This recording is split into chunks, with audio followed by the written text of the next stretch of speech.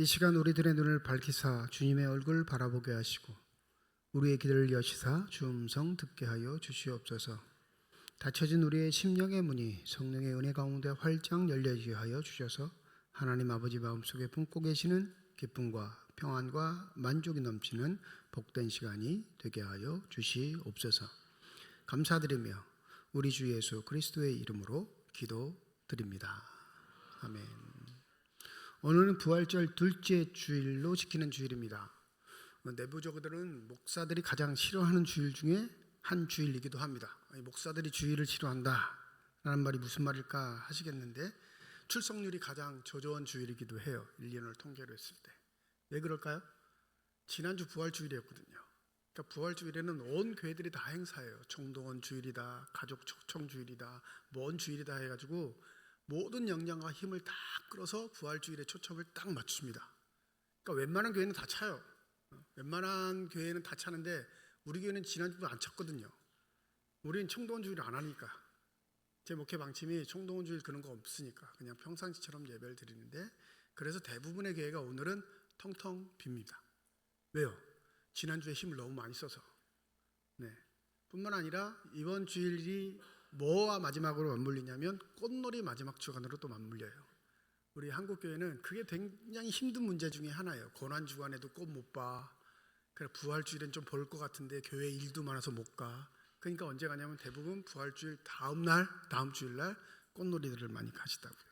그래서 목사들이 내부적으로는 부활주일 다음 주, 정식 명칭으로 하면 부활절 둘째 주일을 참 싫어합니다. 근데 오늘 감사한 건 지난주보다 더 오신 것 같아요. 네, 감사합니다. 근데 이 라틴어 전통의 그 카톨릭에서는 오늘을 무슨 주일로 부르냐면 콰지모도 주일이라고 부릅니다. 라틴어로 콰지모도라고 부르는데, 문학을 좋아하시는 분들은 아실 거예요. 이 콰지모도가 어디에 나오는 주인공인지. 빅토르 위고가 쓴 노트르담의 꽃피에 나오는 꽃피입니다. 종지기죠. 노트르담 대성당에 나오는 종지기. 근데 그 친구 이름이 왜 콰지모도냐면, 어렸을 때 성당 계단에 버려졌는데 그 성당 신부가 발견한 날이 주일인데 그 주일이 부활절 둘째 주일. 그래서 그 이름을 콰지모도라고 붙이게 된 겁니다. 그럼 이 콰지모도라는 뜻이 뭘까? 갓 태어난 아기를 나타냅니다. 라틴어로. 이 베드로전서 2장 2절에 보면 베드로가 그의 성도들에게 이렇게 당부를 합니다. 갓난 아기들 같이 순전하고 신령한 젖을 사모하라. 이는 그로 말미암아 너희로 구원에 이르도록 자라게 하려 함이니라. 자신의 성도들을 뭐라고 해요? 갓난 아기들이라고 하거든요. 부활의 기쁨을 맞이한 초대교회가 그 다음 첫 주일, 즉 8일이 지난 8일 만에 맞이하는 그 첫 주일, 부활 후 첫 번째 맞는 주일, 부활절로 기준하면 둘째 주일인데, 갓난 아이들과 같이 반드시 돌봄이 필요할 수밖에 없는 새로운 출발점에 있는 그 교인들을 향해 베드로가 순전하고 신령한 젖을 사모하라 이야기한 겁니다. 이 부활절 둘째 주일의 이야기가 오늘 본문에 등장합니다. 예수님을 그 부활절 당일날 만나지 못했던 한 친구, 우리가 잘 알고 있는 도마라고 하는 제자가 오늘 26절에 보면 여드레를 지나서 제자들과 함께 있을 때 주님을 만나는 사건이 기록되어 있습니다. 그러니까 오늘인 거예요. 오늘. 그런데 도마의 의구심은 우리가 너무나 잘 아니까, 의심 많은 도마라는 별명까지 지음을 받았으니까 우리 너무나 잘 알고 있죠. 25절 우리 한번 읽어볼까요? 25절입니다. 시작.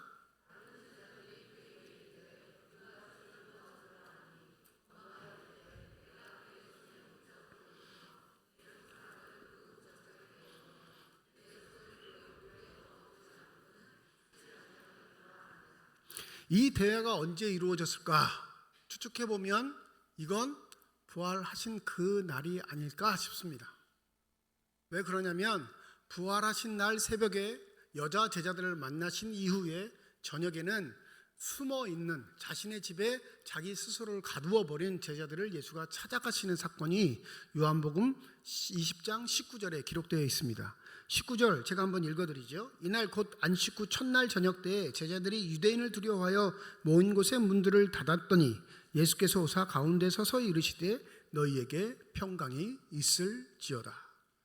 부활하신 날 저녁에 제자들이 숨어 있는 그 집을 찾아가셔서 제자들을 만나셨습니다. 그리고 자기가 살아나셨음을 확증해 주셨고, 그 확증뿐만 아니라 그들에게 뭘 허락하시냐면 평안을 허락하시고 성령을 허락하시고 뿐만 아니라 사명의 길을 허락해 주시는 이야기가 오늘 본문 앞절에 다 나와요. 원래 교회력으로 하면 19절부터가 오늘 본문인데 너무 길어서 제가 24절로 그냥 자르긴 한 건데, 그 상황을 도마만 빼놓고 다 맞이하게 된 겁니다. 예수에게 평안도 받았고요, 성령도 받았습니다. 더불어 사명도 받았어요. 아버지가 나를 보낸 것 같이 나도 너희를 보내노라 말씀하셔요. 그 보냄을 당한 제자들이 첫 번째 만난 사람이 누군 거예요? 도마입니다. 도마. 보세요. 불안과 초조 안에, 공포 안에 떨고 있는 제자들이 예수를 만나 평안을 누립니다. 더불어 이 평안이 자신의 것들이 아니기에 예수는 그 평안을 지킬 수 있는 주인 성령 하나님을 그들에게 불러 넣어주십니다. 뿐만 아니라 그냥 그들의 삶이 침체되고 또 스스로 고립된 걸 방지하기 위해 내가 너희를 보내노라 명령하셔요. 그래서 그 첫 번째 만난 주인공이 누구냐면 도마라는 사실이에요. 자, 오늘 본문은 아닌데 우리 22절부터 23절까지 한번 읽어볼까요? 22절, 23절. 여러분 성경을 갖고 계시니까 22절, 23절 두 절 함께 읽습니다. 시작. 이 말씀을 하시고 그들을 향하여 숨을 내쉬며 이르시되 성령을 받으라. 너희가 누구의 죄든지 사하면 사하여 줄 것이요 누구의 죄든지 그대로 두면 그대로 있으리라 하시니라. 우리가 알기로는 성령의 임재, 성령의 강림은 사도행전 2장에 기록되어 있는 오순절 사건이라 그렇게 알고 있는데, 요한은 제자들은 이미 성령을 받았다 기록합니다. 공개적인 성령의 강림, 교회적인 성령의 강림은 성령 강림절, 오순절날 일어나는 역사이긴 하지만 예수의 제자들, 특별히 예수가 택하셔서 3년 동안 함께 동고동락했던 제자들은 부활 그 날에 성령을 받았음을 요한이 강조합니다. 평안을 얻고 성령도 받았으며 내가 너희를 보내라 하신 이 사명도 받는 자들의 첫 번째 삶의 자리에서 만난 자가 도마인데, 도마는 극렬하게 반대하죠. 뭘 반대해요? 예수가 살아나심을 부인하고 반대합니다. 여러분, 우리가 성령을 받았다면, 평안의 약속을 받았다면, 그 확증을 받고 우리의 삶의 자리로 보냈다면 최소한 누구는 설득할 수 있을 것 같아요? 내 친구는 설득할 수 있을 것 같지 않나요? 나랑 친분이 있는 사람, 가까운 사람, 나와 함께 삶의 시간들을 나누었던 사람. 근데 놀랍게 제자들은 그 일도 제대로 못합니다. 26절이 더 답답함을 나타내죠. 우리 26절 한번 읽습니다. 시작.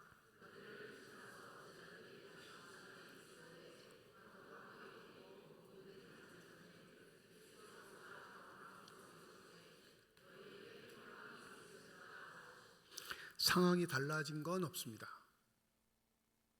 일주일이 지나 주님 부활 후 두 번째 주일을 맞이했을 때 그들 역시 도마와 함께 문들을 닫고 예수를 첫 번째 만난 그 시간과 동일하게 자기 스스로를 고립시키고 있습니다. 이 은둔형 외톨이라는 말을 들어보셨을 거예요. 은둔형 외톨이, 자기 스스로를 집에 가두는 사람들, 일체의 사회적 교류를 끊고 자기 스스로의 공간에 갇히는 사람들.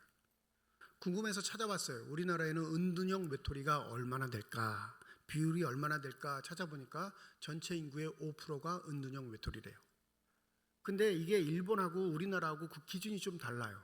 우리나라에서 은둔형 외톨이라고 할 때 그 기준점이 뭐냐면, 사회적 교류가 매우 적은 사람도 은둔형 외톨이에 포함시키는데, 이 기준이 뭐냐면 한 달 동안 살아갈 때 20명 이내와 통화를 한 사람, 그러니까 통화한 인원이 20명이 넘으면 은둔형 외톨이가 아니고요, 이내면 은둔형 외톨이에요. 자, 여러분 머리를 굴려보세요. 한 달 동안 20명하고 통화해 보신 분? 목사님, 나는 그게 안 되는데. 다 은둔형 외톨이에요, 우리나라 기준은. 근데 그게 150만 명이에요. 또 적극적 은둔형 외톨이가 있습니다. 아예 외출하지 않는 사람, 아예 집 밖으로 안 나가는 사람. 우리는 은둔형 외톨이를 그렇게 취급하는데 사회학자들이 평가하기에는 은둔형 외톨이가 사람과 사람과의 관계에 있어서 한 달에 만나거나 교류하는 사람이 20명이 안 될 때는 은둔형 외톨이에요. 우리는 좀 넓은 면의 은둔형 외톨이라고 얘기하는데 일본은 다릅니다. 일본은 은둔형 외톨이를 할 때 집 밖에 나가지 않는 사람. 데이터가 나오는데 일본도 거의 5%에 육박해요. 근데 이 5%가 어떤 사람이냐면 우리는 20명 정도 교류하지 않는 사람도 다 포함해서 은둔형 외톨이라고 하는데 일본은 8년 이상 집 밖에 나가지 않은 사람. 이걸 은둔형 외톨이로 딱 규정을 해요. 근데 충격은 일본이 더 힘든 이유는 뭐냐면 대부분 나이 든 사람이 안 나가실 것 같죠. 근데 안 그래요. 35세까지의 젊은 층이 훨씬 더 많습니다. 오히려 그 젊은 세대가 집 밖을 나가지 않는 은둔형 외톨이가 비율이 훨씬 더 많아요. 은둔형 외톨이가 생기는 이유는 뭘까요? 어느 순간 자기도 모르는 사이에 자기가 기대하지도 않았는데 자기의 삶에 충격이 와서 그래요. 그게 공포든 모욕이든 치욕이든 부끄러움이든 자신 스스로의 내적인 외적인 삶에서 충격을 받아 자신을 드러내지 않는 삶입니다. 이게 현대인들의 고민이죠. 저도 교육부 할 때 집안에 스스로를 가둔 청소년을 둔 부모를 만난 적이 있어요. 여러분 이거 방법이 없습니다. 미치고 발쩍 될 일이에요. 부모가 하루하루 마릅니다. 방법이 없어요. 포기하는 것 외에는 방법이 없어요.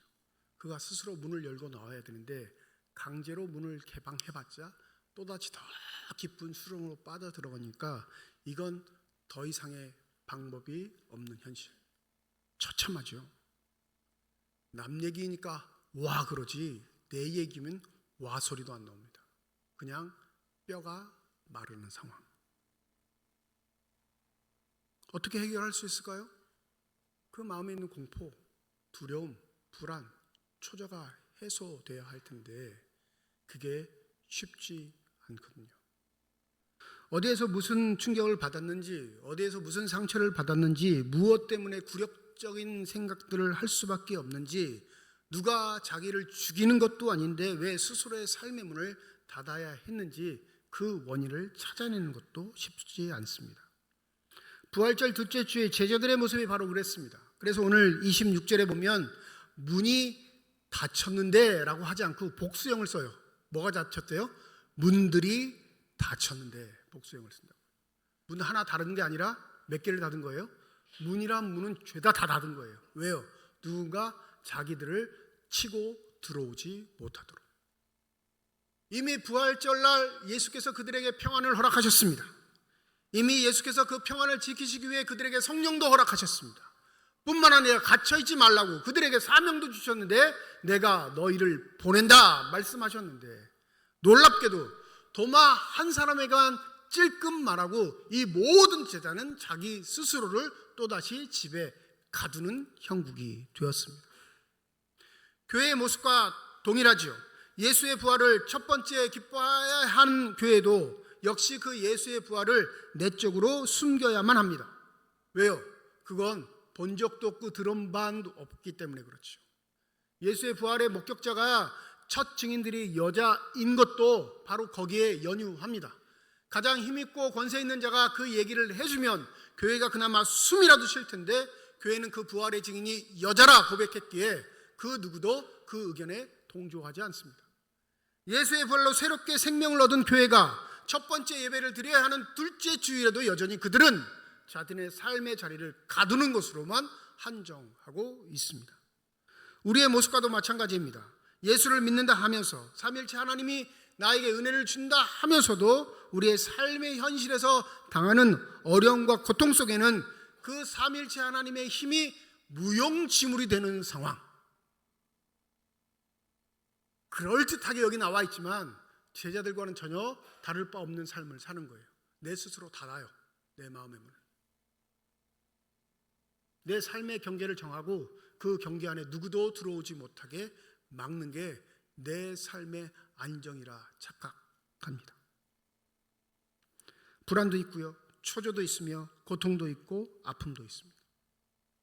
죽음의 위협 앞에 벌벌 떨고 있는 내 모습을 볼 때마다 나의 믿음은 어디 있는가 의구심을 품지만, 이 일이 날마다 우리의 현실의 반복이기에 주님의 평안은 온데간데 없고 우리의 삶을 지키기 위한 발버둥만 우리의 삶의 현실에 남아있는 상황.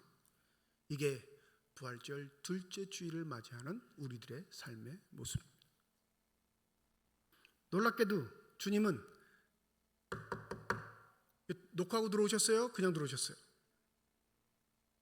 왜 제가 이걸 쳤을까요? 눈치라도 좀 빠르셔야지. 조는 사람이 있으니까, 조는 사람이. 네, 조는 사람이.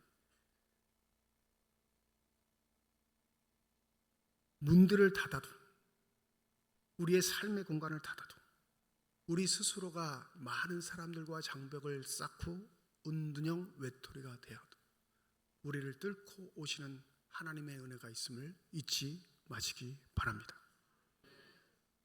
그게 복된 자의 축복이에요. 복되다 할 때 그 복의 근원이 바로 하나님만 주실 수 있는 것, 하나님이 우리에게만 선사하실 수 있는 것, 하나님이 그 스스로를 내어놓고 우리에게 다가오시는 축복이 바로 이 평안의 축복인 줄 믿습니다. 문을 뚫고 들어오셔서 뭐라고 하셔요? 너희에게 평강이 있을지어다. 부디 예수 그리스도의 평안을 강구하는 여러분들에게 이 선언이 여러분 자신의 것이 되시기를 주님의 이름으로 축원드립니다. 이 원어상 하면 이 동사 없어요 원래. 그래서 뭐라고 번역해야 되면 평강은 내 것이야, 이렇게 확정적으로 말씀하세요. 평강이 너희에게 있을지어다 하면 받아야 내 것이 되는 것처럼 묘사할 수 있거든요. 근데 원어상 하면 평강은 너희 것이야. 그러니 이미 어떻게 했다는 거예요? 주어졌다는 겁니다. 믿으십니까? 내 것이 되었다는 거예요. 그런데 그 확증을 하지 못하고 신앙생활에서 그 평강을 늘 잃어버리고 세상의 것에서 평안을 찾는 우리들에게 그것을 지키고 보호하시기 위해 이미 성령 하나님이 내주에 계심을 믿으시는 저와 여러분이 되시기를 소원합니다. 여러분, 우리의 삶의 자리에서 무엇인가 부족해서 결핍돼서 채워지지 않아서 우리의 삶이 불안한 게 아니에요. 착각하지 마세요. 그렇게 속은 세월이 지금까지라고. 안 그러시던가요? 내가 돈 100만 원만 모으면 평안을 이룰 수 있어. 모아보셨는데 그 평안이 오던가요? 성지순례 인원이 좀 필요해서 홍보를 해야 할 때가 좀 있었습니다. 부탁을 하더라고요. 이동식 목사님 몇 명이 좀 더 필요한데. 근데 아무리 생각해도 제가 제 머리에 떠오르는 사람은 없어요. 그리고 제가 원래 부탁도 절대 하지 않고, 그러니까 생각해보면 두 가지 함정이 있어요. 첫 번째, 돈이 있는 사람은 뭐가 없을까요? 시간이 없어요. 몇백만 원 내야 되니까 하루하루 살기 힘든 사람한테 성지순례에 가자 그러면 약 올리는 것밖에 안 되잖아요. 그러니까 좀 여유가 있어야 돼, 경제적인 여유가. 근데 경제적인 여유가 있는 사람은 뭐가 없다고요? 시간이 없다. 시간의 여유는 많은데 뭐가 또 없어요? 맨날 놀고 있는데 돈은 없으니까 또 못 가. 네? 우리의 삶에서 그게 딱 조화를 이루는 날이 있을까요, 없을까요? 조화를 이루는 날 뭐가 또 없냐면 건강이 없어. 네? 주님 만날 날이 가까워. 돈도 있고 시간도 있는데 뭐가 없어요? 건강이 없어. 또 못 걸어다니면 못 가잖아요. 아무리 주위에서 평안을 구하기 위해, 안정을 구하기 위해 우리가 열심히 땀 흘리고 살아도 그 모든 것들이 딱 맞아 완벽하다 할 날이 우리의 삶에는 없습니다. 그냥 우리의 꿈일 뿐이에요. 그럼 하나님은 우리를 이렇게 방치하시나, 우리의 현실 세계에서 우리를 그냥 가만히 내버려 두시나? 그렇지 않다는 확증이 오늘 본문 말씀입니다. 예수가 우리의 삶에 뚫고 들어오시는 줄 믿습니다. 그리고 선언하시죠. 평안은 너희의 것이니라. 그러면 왜 우리는 그 평안을 누리지 못하는가? 요소는 우리 본문 말씀 바로 앞절 23절 한 번 더 읽어볼까요? 23절입니다. 시작. 너희가 누구의 죄든지 사하면 사하여 질 것이요 누구의 죄든지 그대로 두면 그대로 있으리라. 용납, 받아들임, 화해, 우리의 삶에 이것이 없기 때문에 그렇습니다. 우리를 보내실 때 어디에 보내시냐면, 여러분, 나 여기 삼척에 살고 있는데 괜히 서울로 보내시거나, 아니면 또 원대한 꿈을 품었다고 삼척에 살고 있는데 저기 여기 스페인에 보내셔서 전도하라고 안 그러세요. 그건 아주 독특한, 아주 일부의 사람, 진짜 독특한 일부의 사람. 그럼 성경은 일부의 아주 독특한 사람의 책이 돼버리고 마는데, 대부분 우리의 삶의 자리로 보내셔요. 믿으십니까? 내가 살고 있는 삶의 자리, 거기에서 내가 가진 평안을 좀 보여줘. 그 삶의 자리에서 예수가 너희들에게 허락하신 그 평안을 좀 보여줘. 그 평안을 보여주는 삶의 방법이 뭐냐면, 죄 사함의 음성이에요. 너그럽게 용납하는 것, 조건 없이 받아들이는 것, 화해의 손길을 내미는 것. 그 확증을 오늘 본문에서는 누구를 받아들이심으로 나타내시죠? 도마요, 도마. 예수 없는 자리에서 도마는 말했습니다. 내가 그의 손의 못자국을 보며 내 손가락을 그 못자국에 넣으며 내 손을 그 옆구리에 넣어보지 않고는 믿지 아니하겠노라. 등장하신 예수가 도마에게 야, 이 나쁜 놈아, 이러지 않단 말이에요. 야, 그렇게 네 친구들을 못 믿어? 그 친구들이 어떤 친구들이야? 너하고 3년 동안 같이 먹고 자고 했던, 내 가르침을 받았던 친구들인데 걔들 10명이 봤다고 하는데 네 한 명이 못 봤다고 하면 그게 말이 돼? 저 같으면 이렇게 덤볐을 거예요. 그죠? 10대 1이잖아요. 한 놈은 어디 갔죠? 12명이었는데? 아시잖아요. 네? 지 스스로 목숨을 끊은 거 아시죠? 그러니까 11명 남았는데 이 10명, 예수의 부활을 첫날 목격했던 이 10명의 말을 한 명이 거부합니다. 무능도 하지 10명이 한 명을 못 이겨요. 이 정도면 부활하신 주님께서 답답해하지 않으셨을까요? 내 믿음이 어디 있느냐 꾸짖으셔야죠. 근데 뭐라고 하셔요? 너 하고 싶은 대로 다 해. 내가 받아들일게. 너 해보고 싶은 대로 다 하라고. 부디 당부하는데 그렇게 해보고 믿지 않는 자 되지 말고 믿는 자가 되라. 이게 우리에게 허락하시는 평안입니다. 우리에게 평안이 없는 게 아니라 우리에게 그 평안의 삶을 누릴 줄 아는, 하나님과 동거하는, 하나님의 길을 따르는 우리의 다짐, 결심, 각오가 적기 때문에 그렇습니다. 이미 성령은 우리에게 말씀하십니다. 그런데 우리가 그걸 무시하죠. 이미 하나님은 우리에게 하나님이 원하시고 기뻐하는 삶이 무엇인지 알려주셨습니다. 그런데 우리가 그걸 외면합니다. 왜요? 세상은 그렇게 살지 않거든. 몰라서 못한다고 말 못하실 겁니다. 왜요? 이미 성령이 우리에게 와 계시기 때문에. 세상은 조건을 무입니다. 또 세상은 자신이 있는 것들을 나타내야 합니다. 또 세상은 뒤처지지 않기에 부단히 노력하는 자를 축복합니다. 그런데 놀랍게 예수의 방법은 정반대예요. 그냥 그대로를 받아들이십니다. 여러분, 예수의 십자가의 사건은 이걸 우리에게 상징적으로 보여줍니다.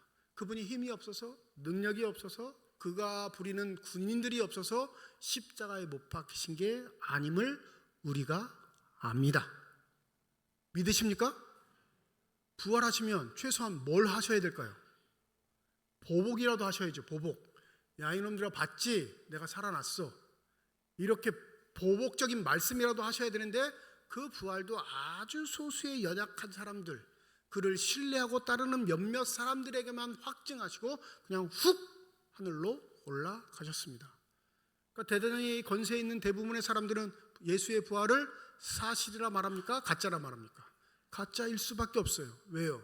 그 능력을 체험해 보지 않았기 때문에. 그리하기에 예수의 부활을 확증하는 평안의 사람들은 예수의 방법으로 세상을 섬기는 게 세상을 이기는 유일한 방법임을 잊지 않습니다. 여러분 마음에 기쁨이 없으면 그 평안의 삶의 자리가 없기 때문에 그렇습니다. 그냥 화해하세요. 그냥 용납하시라고요. 그게 안 되거들랑 주님이 날 위해서 하셨던 그 일을 묵상하십시오. 최소한 도마에게는 무슨 얘기라도 하셔야 될까요? 야, 너 잘못했다고 얘기해. 내가 용서해 줄게. 이러셔야 되는데 아니셨다니까. 뭐라고 하셔요? 너 하고 싶은 대로 다 해봐. 네가 요구하는 대로 내가 다 해줄게.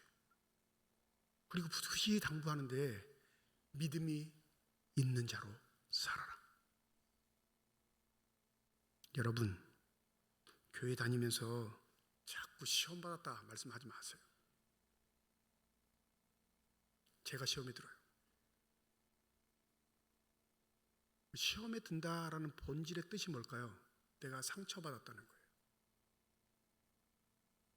그 상처를 이기시고 우리의 삶의 자리에 뚫고 들어오신 분이 예수 그리스도인 줄 믿습니다.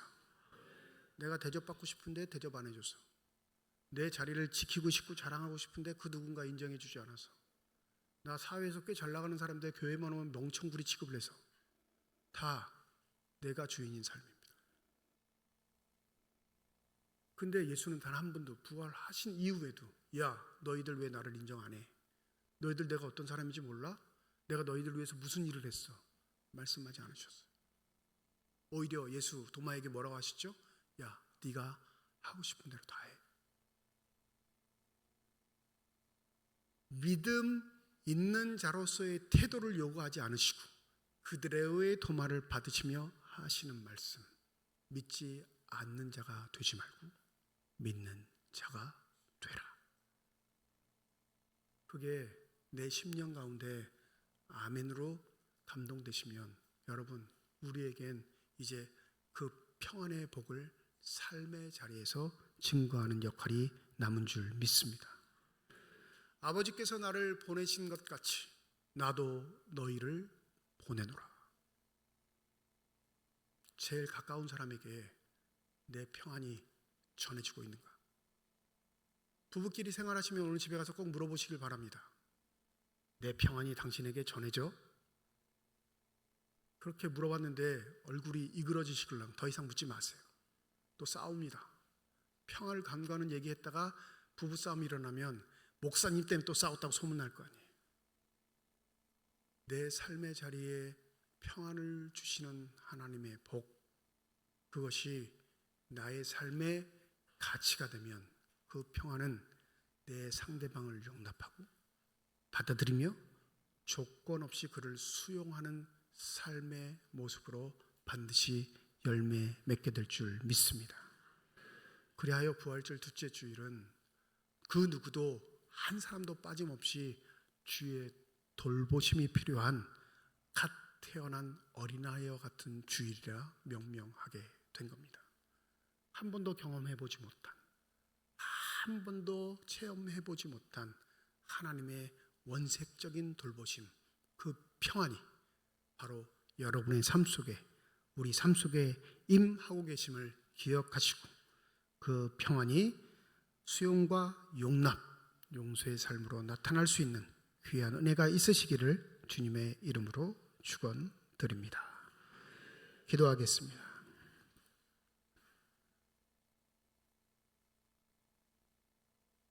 살아나셨다 하는 소리에 기뻐한 것 아니라 두려워하고 공포에 쩔어 자신들의 삶의 문을 닫아버렸던 사람들, 그 사람들이 바로 우리에게 복음, 진리를 전했던 첫 사도들이었습니다. 주님, 우리도 그러합니다.